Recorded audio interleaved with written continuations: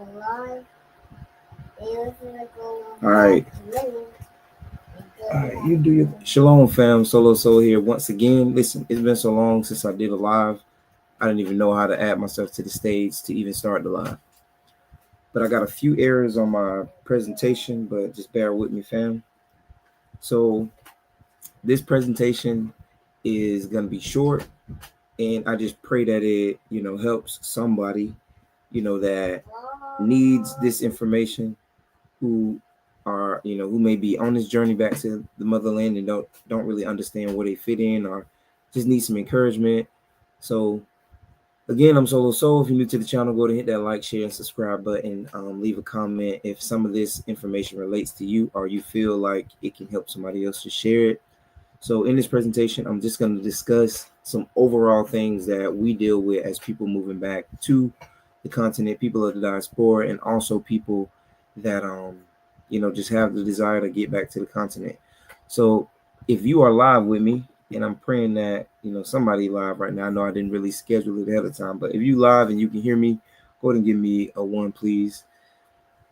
It looks like my mic is working, so I'm hoping that, I got some good sound. But yeah, I'm going to move forward, and hopefully somebody will come on here and tell me if they cannot hear me a little bit later. And y'all going to hear my daughter in the background talking because she decided to come in here in color. All right. So fam, everyone always say this: moving back to the continent is spiritual. I feel spiritually led, to rebuild, reconnect, and rediscover. You hear it from so many people. They just say, oh, this is my reason for moving back to the continent. And it's a beautiful thing to hear people, say that is their reason, because I love to hear it. I feel like that's a more genuine reason to move back. Everybody don't have wealth, so sometimes wealth is not the reason why we move back to the continent. But a lot of us have made a physical journey and we want to connect and rebuild. And a lot of us are thinking about generationally, because being in the West, you can kind of already see all the crazy things that's happening, and you may not want to build here for whatever reason. And we'll kind of talk about a few of those things too. All right, fam. So again, if you live and you can hear me, give me a 1. So I'm gonna move on to the next slide. So fam, finding your way. So it's a big thing when you have to find your way in a country that don't always welcome you back with open arms, let's say. So moving to Africa is more than just a relocation for a lot of people. It's actually, it's actually something that people look for. If my daughter can start, it's actually something that people look for, far as building generational wealth. So when you move back and you leave the comfort of your home, you leave the comfort of your community, familiar surroundings, your day-to-day life is very familiar in the West, and you kind of can predict, your day. But in Africa, whatever country you decide to reside in, some days are very unpredictable. You can't predict your days. You really can't. You don't really know what's going to happen. You don't really know what's going to show up that day, what kind of issues you may face that day. So it's not a predictable situation that you find yourself in a lot of the times. And we can't even speak on the community, because you don't even know what type of people you're going to interact with day to day, what kind of upbringing they have, or what village or what tribe they come from.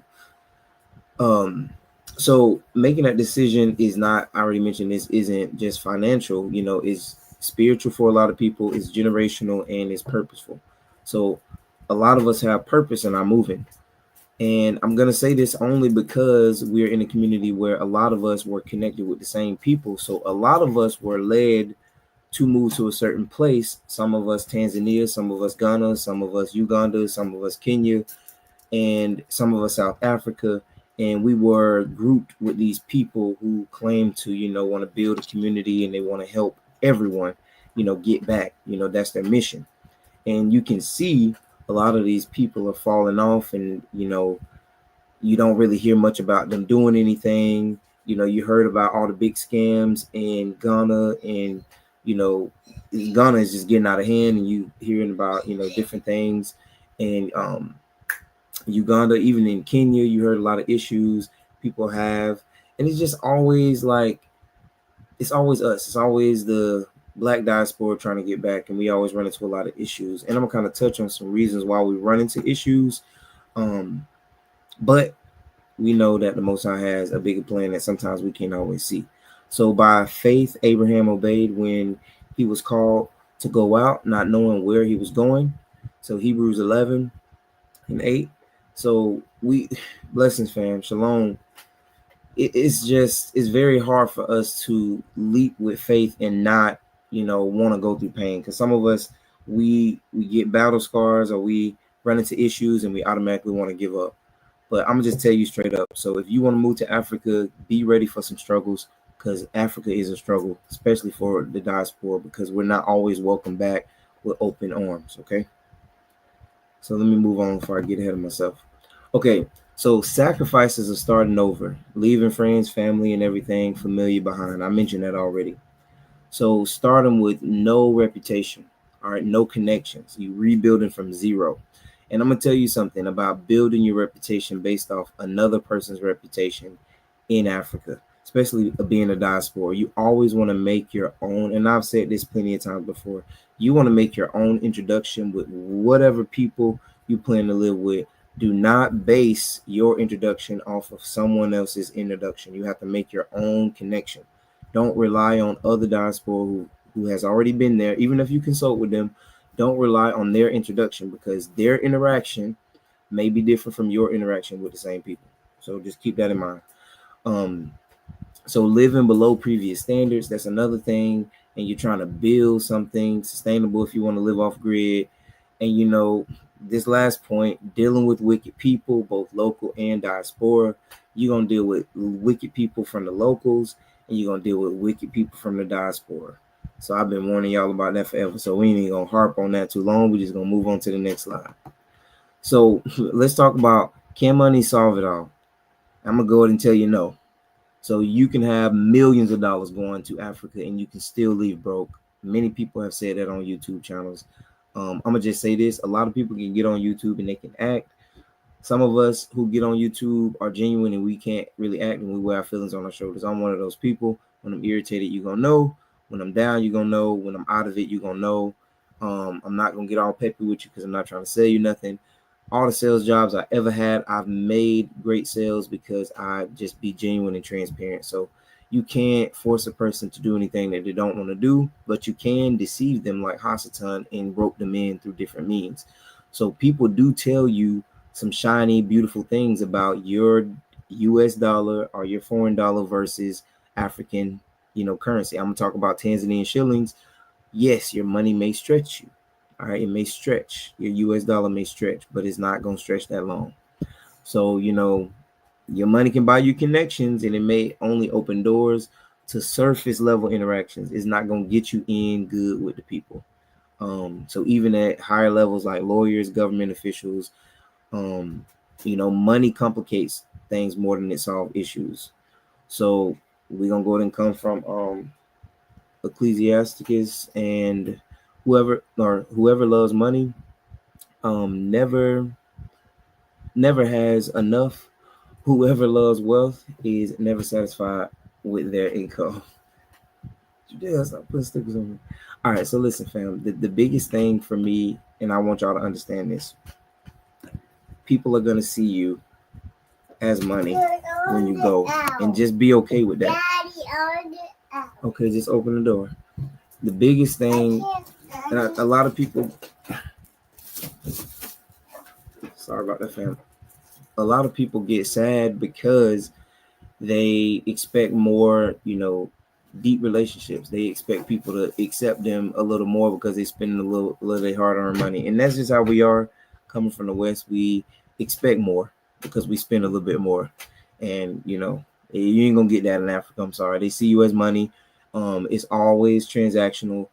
A lot of your friendships and relationships will be transactional, and you'll know that. You'll know the ones who are genuinely down for you, helping you build and everything, but you're not going to always meet those people.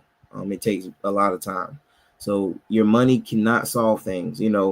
I see a lot of people leave Tanzania, like myself and some other people. We left to just make a little bit more money. Some people left because they're frustrated. and they say, oh, well, I need a lot of money. Like, you really don't need a lot of money. You just need to be smart with your money, and you need to know how to use your money and move it around on the continent. And you just got to know when to just not do stuff. Like, don't make investments with random people. Don't make big investments. Just don't do that.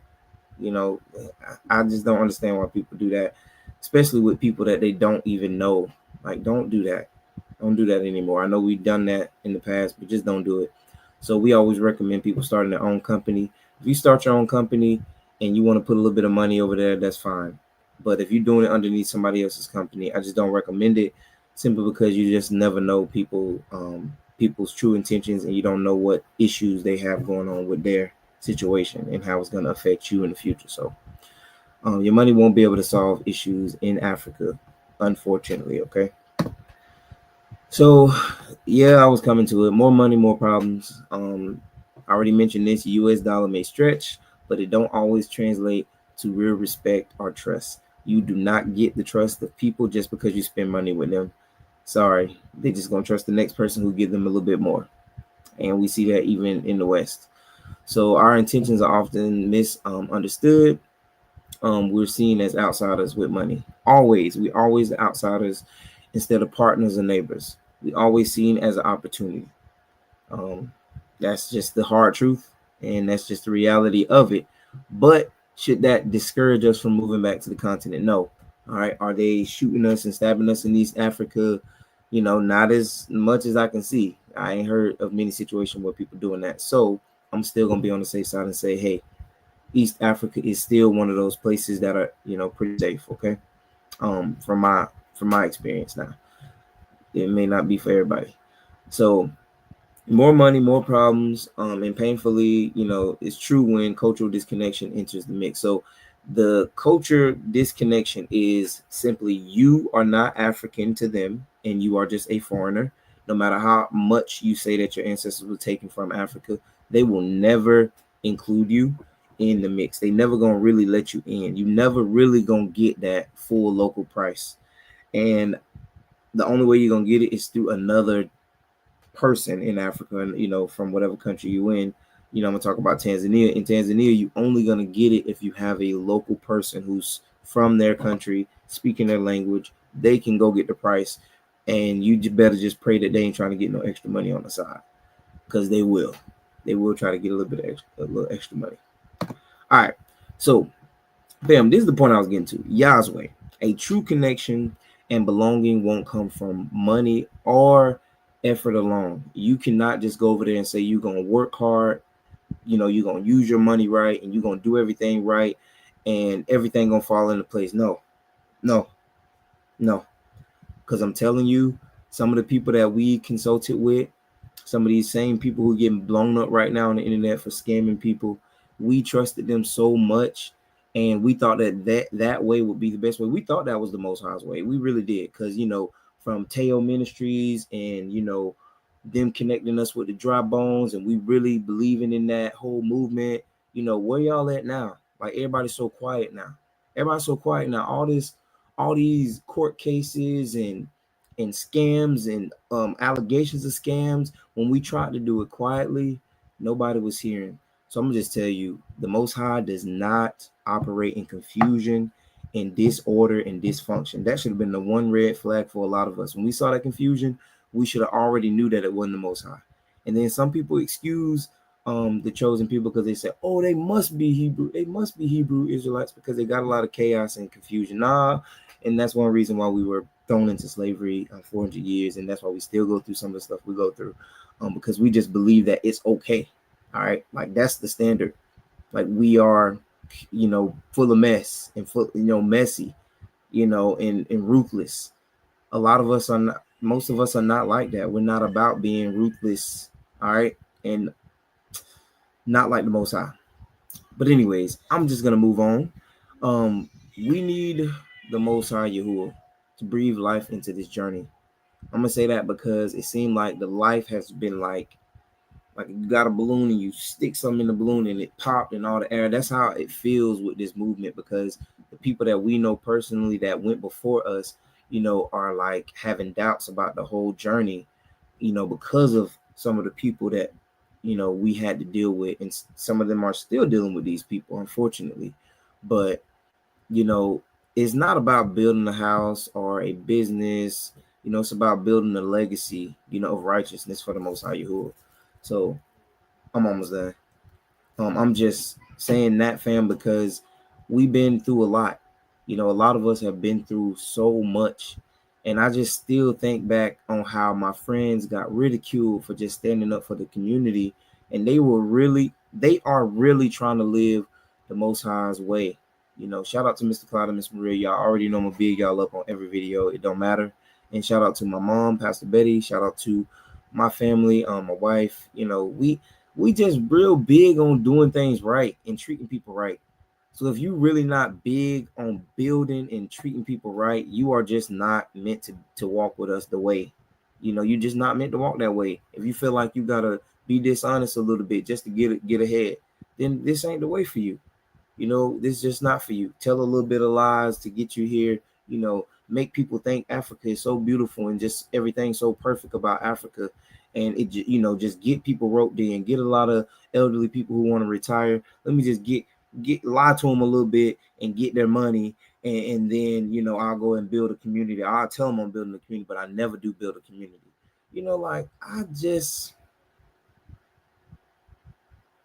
I don't get it. But I can say, fam, I can say this. If some of these people were in the US, they would be done for. They'll be done for.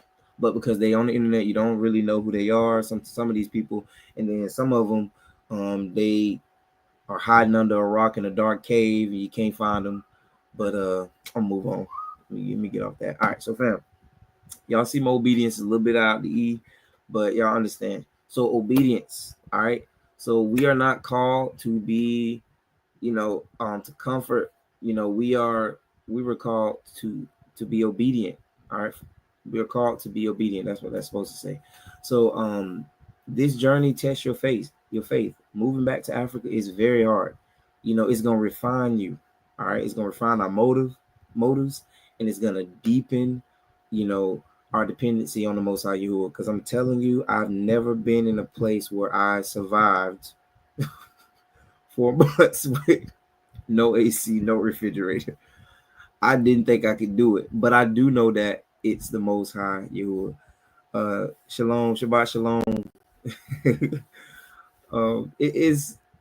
It's very hard to just look back and think like how I was carried. Would I do it again? Yes, I would leave the US right now and go do it again. Actually, I was just thinking about doing it again in August, but I'm gonna be obedient and be where the Most High needs me to be at this moment, and I'm gonna do what I need to do so that I can do what the Most High need me to do in the future. So I'm leaving it at that. And I'm gonna talk a little bit about my journey in a little bit. So we have to understand that belonging may not come from being accepted, but it's about being planted where we were supposed to be. That's hard for me.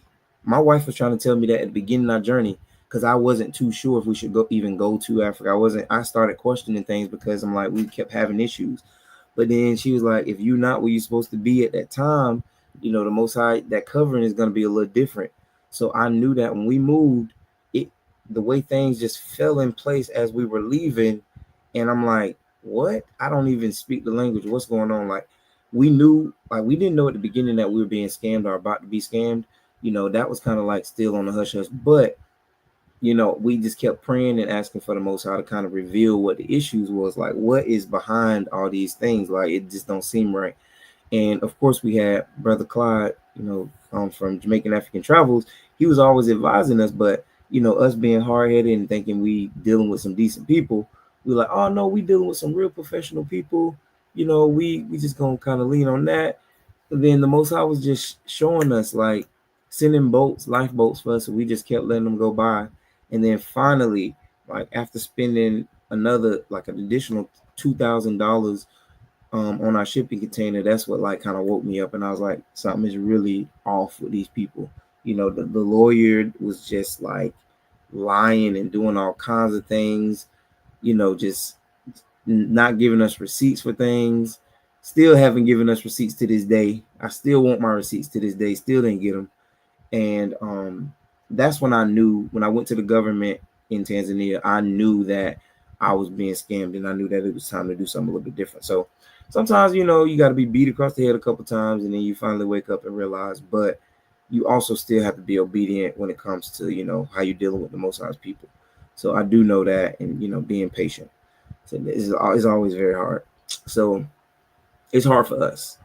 So fam, I definitely got to go ahead and get to the end of my presentation. I think I only got like 3 more slides, but I want to say this because some of us who are leaving, who are already left, I'm gonna say that maybe you were not being obedient, in some of the decisions that you made. Because I know me, there was a situation where we wanted to buy land, and some of you already know the first land transaction didn't go through because of banking transaction, our banking transfer, and the money got returned to us. Thank the Most High. Then the second time, the Most High had already warned me. I felt something very strongly saying, no, don't do it. But because I wanted my family to have some land very badly, and I wanted to be near my friends, I still went forward with the transaction. When I got there with a bag of money, because when you go to the village and you buy land, you have to pay cash. So we got a bag of cash with 60 million T shillings in it, which is crazy, a duffel bag. I mean, I felt like I was going to like a deal or something, some crazy mess. So either way, you going out to the land, get there, and then our lawyer started asking questions to the local guy who was selling the land, and he couldn't even tell us who owned the land before him. And then we found out that he had 10 brothers and they all owned a part of the land.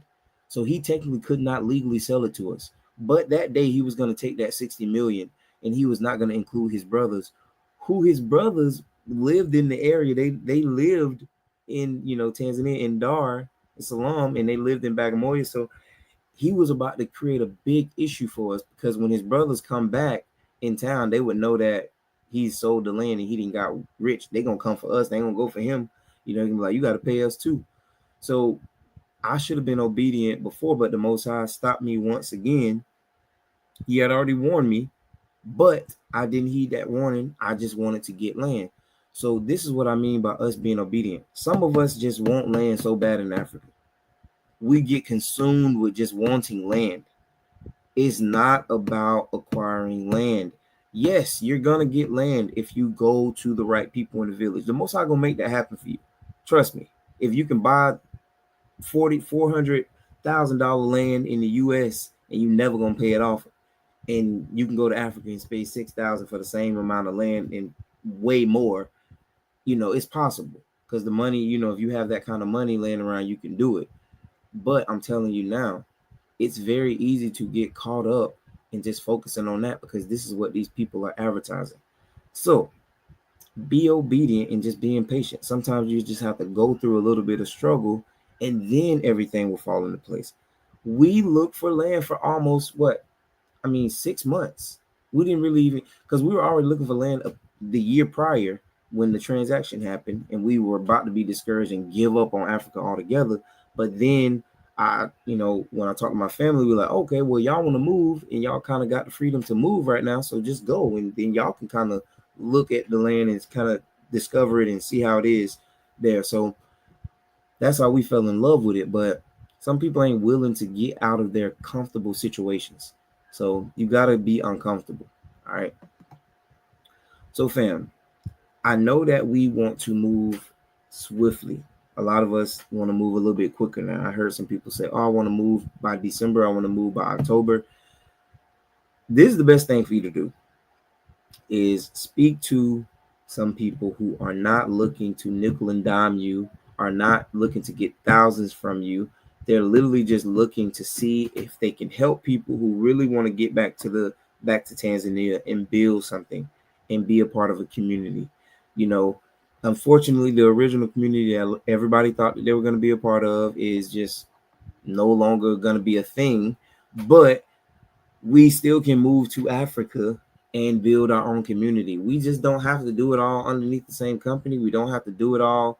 If we're all in the same area, it's possible for us to come together jointly and work on roads and repave situations and like build together and consult with each other, that's possible. But you need to talk to somebody who's going to tell you the truth. Like, you may not like a lot of the things they tell you because it's the truth and it's not going to be easy.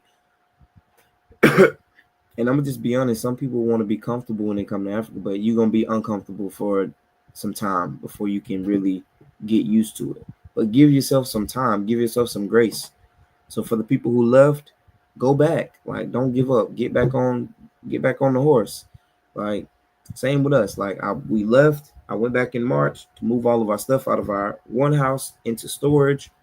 We are still working on things on our property. So once we're ready to move there, we'll move there. It's it's gonna be steps and phases. And I did a video on that in phases and steps. So some of us just want to move swiftly. We don't want to really take our time. So Jamaican African Travels, you can follow them here on YouTube at Jamaican African Travels. I don't see how I didn't put that on there on the screen. I don't know if I can put it on there now. Let's see if I can add it. Can I add it on here? Oh, I don't know what I did. I'm gonna just cancel, discard that. All right, so fam, I don't know what I'm doing. So Jamaican African Travels also has a repatriation ebook. If you want to repatriate to Tanzania or to any other African countries, they can kind of advise you on some of the steps that you can take early before you actually make the decision to move. You can start processing some of the steps in your mind mentally, pray about it, and see if those some of the things and sacrifices that you even want to make. So a lot of us don't even want to make sacrifices. We want to keep everything the same. You want to be comfortable. That's not reality. It is still time to move to Africa. So I don't think I really convinced anybody to move to Africa. I hope that I encourage people to like press on. I hope I encourage you to press on. I hope I didn't discourage you.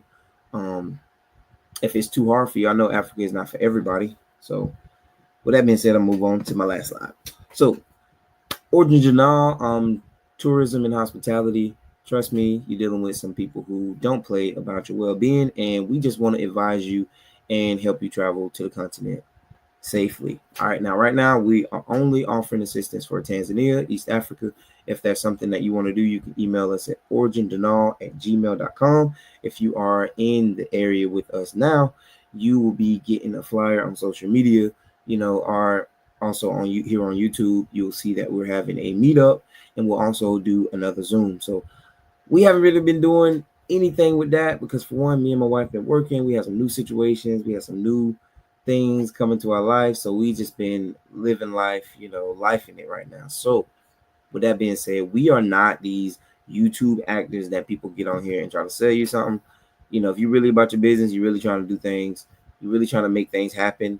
People who know us outside of YouTube, they know that we really about business and we ain't really with the games. So some of these people who have tried us on social media, unfortunately for you, you haven't experienced us in person because you probably would have got backhand. But we are very thankful that the Most High has not led us to violence because we are not violent people. But if you step on my toes too many times, yeah. But anyways, fam, I'm just saying, you don't see the lawyer and the doctor. You don't see those people on social media all the time telling all of their business, walking you through step by step. I just know that I've made genuine interactions with people in our community, and I want to make sure I keep the connection open for those who still want to connect with me. Some of y'all have messaged me on WhatsApp. A while back, I did respond, and then you messaged me again and then hit you back. Trust me, fam, we just had some life situations that changed. We all good. Everything is good. We just have to take some time away from certain things so that we can work on ourselves and take care of ourselves. So, you can't be out here showing your outer man when your inner man is dying. You can't really do that. You got to really take care of your well-being, and you have to take care of your family first, and, lean on the Most High. So, again, fam, I don't know what's next for the diaspora when it comes to moving to Africa. All I know is some of these big platforms, they are very, very deceptive, like snakes and serpents and dragons and whatever else you want to call them. But the Most High going to extinguish them very soon. So, fam, again, thank you for tuning in. I do have another video that I'm actually just going to upload. I just want to go live today because I had this little presentation put together. So, fam, if you missed it, I just want to do a short recap on what I talked about for the people who came in at the end. All I really talked about was, decision to leave and how it affects your overall journey and just how you think.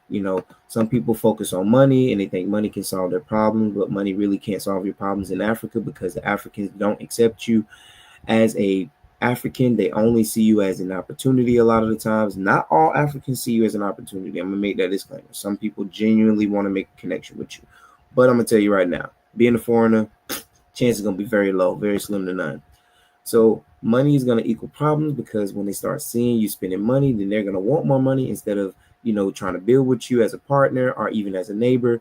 Sometimes they want to, extort you for money and like just get more money out of you. I'm just being honest. That's what we've been experiencing. You will meet some genuine people, but you have to meet people who have traveled and people who understand the world and not just their local community. If they got a mind, that's bigger, then they'll be ready to, partner with you.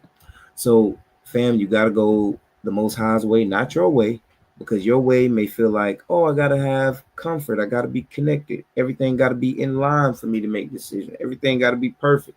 No, things are not going to look perfect, but you're going to know when it's the Most High, when everything's just falling in place and you just still at peace and you still good, you safe, you healthy. I'm not saying risk your life to live there. All right.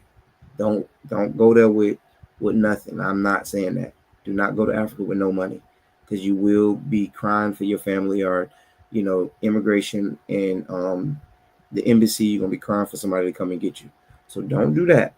All right. So you still have to work. The Most High wants us to work still. Okay. But He's gonna make a way. So being obedient. Be obedient. Don't get caught up in these advertisements because that is what got our community in the situation that we're in now. People are advertising scammers. They have advertised these people so well.